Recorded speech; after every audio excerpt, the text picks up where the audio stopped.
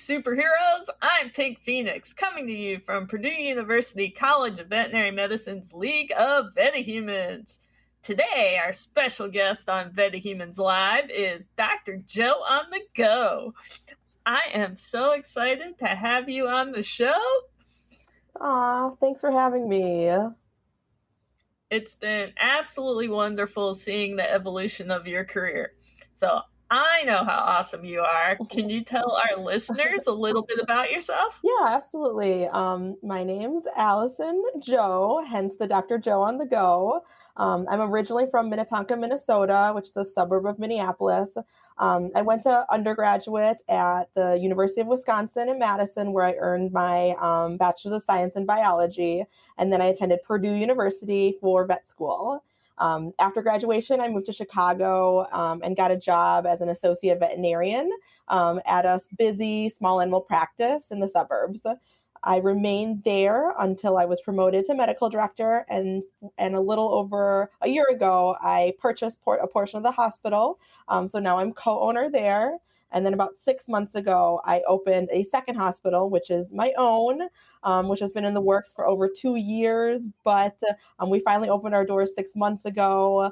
And so I've been spending time growing my new practice and spending time at my old practice as well. I still live in Chicago, the city, with my husband. I have an Old English sheepdog and a cat. And then I have a new daughter who just turned 1.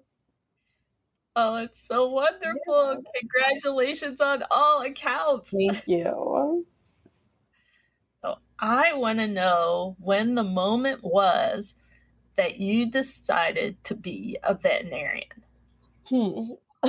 So that one, it wasn't a single moment. I think it was a few different factors at a young age and then later on when I was in college. So when I was younger, I had a cat that was diabetic. His name was Midnight. And so while I was in grade school, I was responsible for most of his treatments, his insulin injections and caring for him. And we'd always take him to the University of Minnesota Teaching Hospital for his treatment and workup. And I was always just really intrigued by veterinary medicine. Fast forward, I went to college, and initially I was wavering between psychology, dentistry, human dentistry, and veterinary medicine. But I ended up doing not a study abroad, but I spent a summer in New Delhi, India, working at a nonprofit veterinary clinic that was treating street dogs in New Delhi. And it just kind of reignited my desire to become a veterinarian. And so that's what made me pursue the application process. And here we are. That's a great story. So how was it giving insulin injections as a little kid? How did you learn to do that? Yeah. You showed me. So it was a combination of, I think, the veterinarian and the technicians kind of showed me and my mother how to do it. And I think initially my mom started to do it. And then as I became more and more comfortable, I just kind of took over, and Midnight was my responsibility. So I took it very seriously. That's fantastic. So I love your superhero name, Dr. Joe on the Go. It's incredibly fitting with everything that you do. And you said you opened a new clinic, you have a new daughter. Aside from the pandemic, I know that you're an avid traveler, so I want to hear about everything. Yeah. Let's start with what it's like opening a new practice and being a new mom at the same time. Yeah, so I would say this year has been hectic to say the least.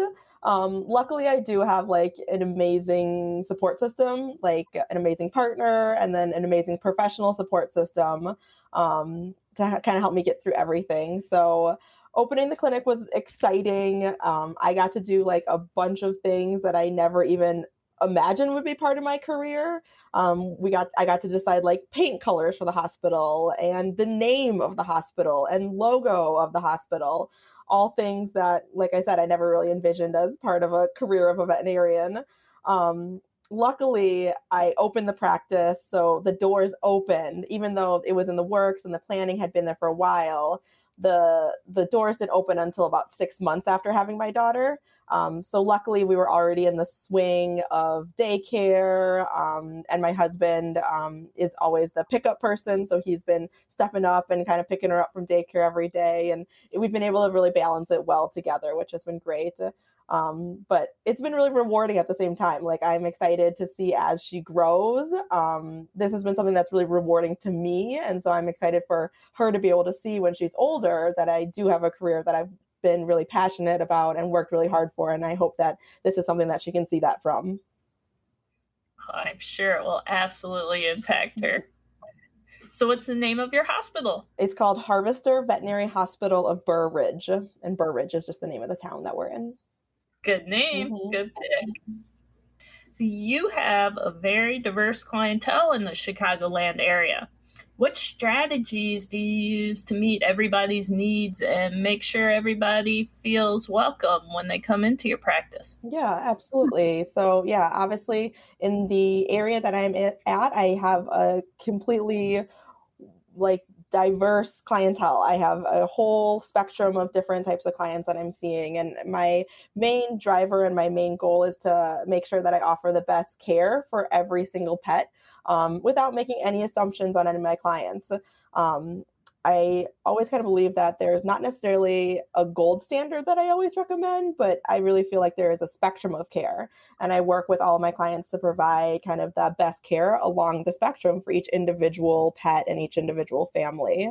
I think that, I see a lot of pets that maybe haven't had the best care before in the past, and maybe it's been an accessibility issue or just a comfort issue where they haven't found a veterinarian that they're comfortable with. But I always just try to assume the best intentions from the owner, and I just focus on communication and education. And I think that goes a long way. I also really think that representation matters. And so having a diverse staff, and staff members that can translate for my non-English speaking clients is really beneficial as well. Excellent. What's the surgery that you love? So I really love like entropion surgeries for eyelids, and cherry eye surgery. So I had a cherry eye surgery this morning. I really like digit amputations too, which sounds weird, but I love amputating toes and digits and things like that. I do a lot of soft tissue abdominal surgeries. I did a gastrotomy on Monday. I did a resection anemosis on Monday, and then I just did a cystotomy this morning. And while I enjoy them, I don't enjoy them as much as, eye surgeries, digit surgeries. Surgeries outside of the abdomen tend to stress me out a lot less. So tell us about the eye surgeries for our listeners who don't know what entropion is. Yeah, so entropion is a condition. It's really common in like bulldogs or cane corsos, kind of those bigger wrinkly breeds, smush face breeds where their eyelids will actually roll in. That can cause issues because the fur will be rubbing constantly on the eye or the cornea. So it can cause pain, irritation, or corneal ulceration.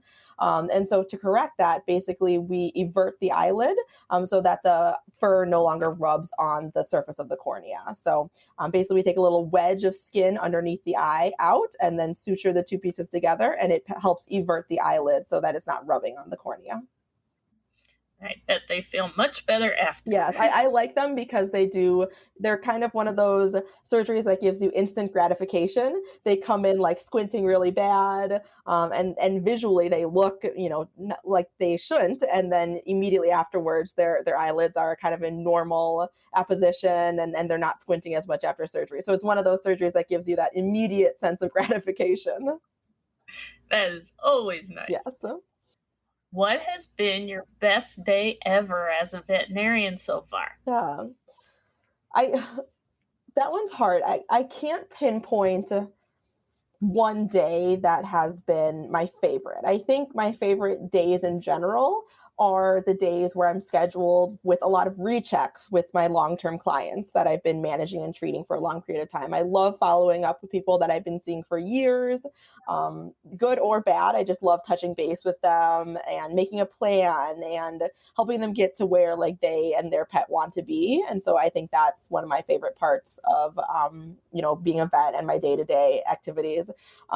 at the same time, I love days when I see new clients as well. Like we talked about before with my clientele here, I'm seeing a lot of new clients, and I see a lot of clients, and I love meeting clients that haven't necessarily taken the best care of their pets in the past, whether that's because they weren't educated on how to, or just didn't know the importance of certain things, or haven't felt a vet that they're comfortable with. I love being able to provide that education and proper preventative care so that my clients can make sure that their pets have the longest and happiest health long term. And I think that's really important. When you get a new client in, how do you tell them about pet care? A lot of times I just kind of start off with where they're at, like the things that they're doing that is good and healthy for the pet. I focus and let them know that they should continue this, whether that's the food or the lifestyle or certain things that they're doing. I want to make sure that they know what they're doing right. And then I just kind of introduce, oh, your dog hasn't had this type of vaccine before, and in this area we see this disease a lot, and so I think it's important that your pet has this vaccine right now. Same with like heartworm disease. Some people don't believe that if their pet only stays in their yard, that they may not be exposed to heartworm disease. But I see heartworm disease in all types of dogs, in the city, in the suburbs, everywhere. And so just the education that, any dog in this area needs certain vaccines and needs heartworm treatment, heartworm preventative and heartworm testing is something that I typically start with. Excellent. Very important. Tell us what it's like being a veterinarian during the pandemic. So it has changed a lot over the past 2 years. And I think, now we're even getting to a point where, it's becoming more and more normal. In 2020 and for some of 2021, it was different because we were doing primarily curbside, meaning we would have the pets be brought in, but the owners would remain in the car. And we would do most of the communication over the phone, which is still effective. But at those times, I did miss that face-to-face communication. Sometimes having those hard conversations over the phone just isn't the same as having them face to face. And so I really had to work on some of my communication skills to make sure that I was still effectively communicating even when we weren't face to face. Now we're still we're allowing people back in the building gradually, and so that's really nice to be seeing my patients and clients face to face. At our hospital, we still do have staff members and clients wear masks for right now. That's always changing, and it still definitely could change in the future, but we're just kind of taking it one step at a time. So. Who are all the members of your team at the hospital? What positions do they have? Yeah, so at my new hospital, we have 3 receptionists, and so they're the person answering the phones and greeting you as you come in the door. I also have a few certified veterinary technicians and veterinary assistants, and so they're the ones kind of assisting me through my day-to-day activities, restraining animals, drawing blood, monitoring for surgery, things like that. I have one other associate veterinarian who works on a lot of days when I'm not here, and then we work together some days. And then my hospital manager, who kind of keeps everything up and running and everything organized and running smoothly. So my hospital manager too. That's a big team. Mm-hmm. You must be proud. Yeah. Let's talk about what you do for fun outside of veterinary medicine. I always love seeing the photos of all your travels. Yeah. What's your favorite destination spot? So that was hard for me. That's hard for me too, because I obviously love traveling. I've traveled a lot. I think one of my favorite locations that actually surprised me, because it was a trip that my husband was more excited about. We went to Scotland because my husband's a avid golfer. And he does like Scotch whiskey. And so he was very excited about Scotland. And I was, being a supportive partner and going along, and I thought it'd be fun as well. But I was just amazed with how beautiful it was, how much hiking we did. And the food was actually really good too. So Scotland was a surprise. I really like Asia too. We've been to Vietnam and Hong Kong and Singapore, and I really like those destinations too. Excellent. How many places have you gone? Oh gosh, I don't know off the top of my head. I've been to most.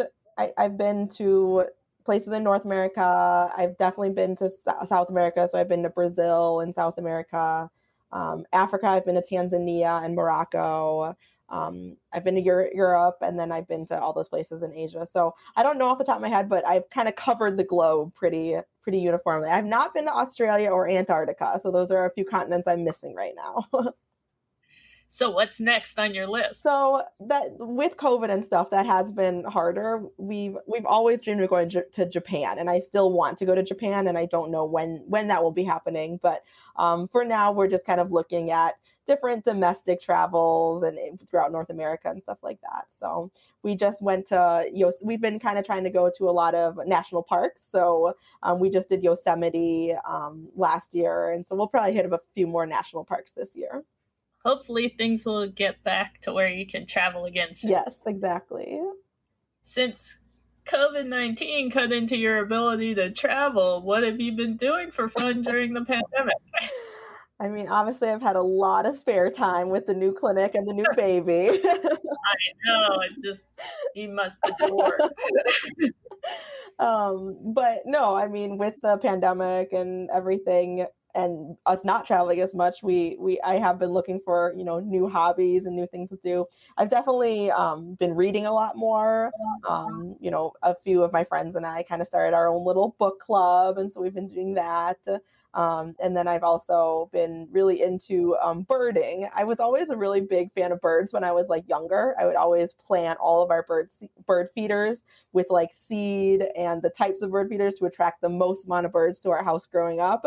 And so I've always liked birds, but I haven't really paid attention to them recently. And so I kind of got into birding again, and figuring out what birds I can find in Chicago has been fun. What's your favorite bird? So I really like birds of prey. Like I love bald eagles. I love red-tailed hawks and Cooper's hawks. But I like water birds too. I see a ton of like great blue herons in Chicago, and like night herons and things like that. So I like those birds. Yeah, we get some herons out back of our house, and I saw a bald eagle the other day. Wow. On the way back from the grocery store. That's awesome. I know, it's weird because it's surprisingly, I do see bald eagles a lot in Chicago. Actually, on the road that I drive on my commute to work, I probably see a bald eagle like once every other month, like either on a light pole or like just flying in the sky above me. And so it's funny because I see bald eagles all the time in Chicago, which I wouldn't have expected. Yeah, I think I've only seen 3, and we have some nesting on my way to work, but they're never out when I drive by. Yeah, they're hiding. That's way cool. Mm-hmm. So you have your book club. What have been the most influential books that you've read lately? Yeah, there's so many good books, and I've been reading so many books with everybody. But our book club read like The Immortalist last year, which was a really good book. I'm currently reading Good Rich People, which is just kind of like an entertaining book. I think they're going to make it in a TV series, so I'm kind of excited to read that before it comes out on TV.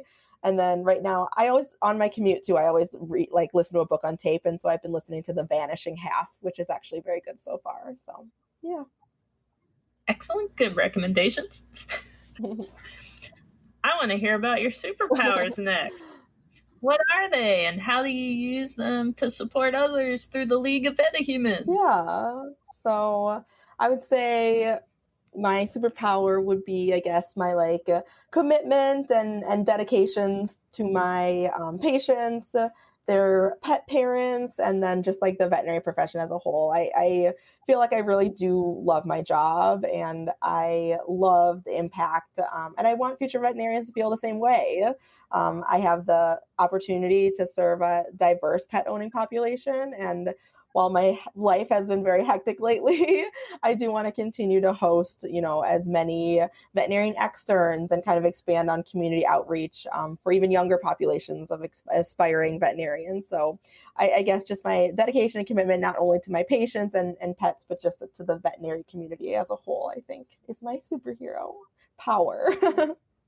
So you mentor through Possibilities Vet Med, right? Yeah, I do. Mm-hmm.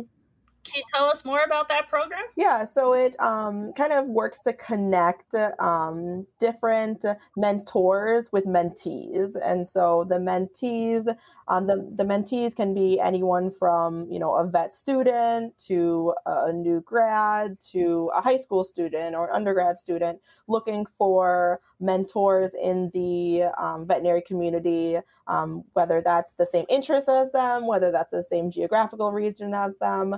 And so it kind of helps pair and match mentors with mentees. And so I'm currently mentoring a vet student from Tufts.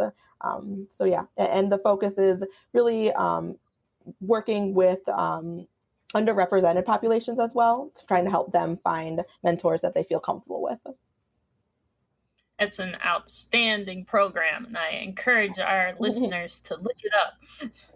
Before we have to end this awesome podcast, what inspirational message do you have for our listeners who want to be veterinarians? Yeah, I would say just focus on your overall positive impact. Focus on the difference that you're making. There's always going to be hard days. There's always going to be stressful days. But just remember all the good that you're doing, and be kind to yourself. It's a wonderful message. You can learn about other League of VetaHuman superheroes at VetaHumanz.org. If you like this episode, please subscribe, rate, and share it with your friends. And remember, use your powers for good.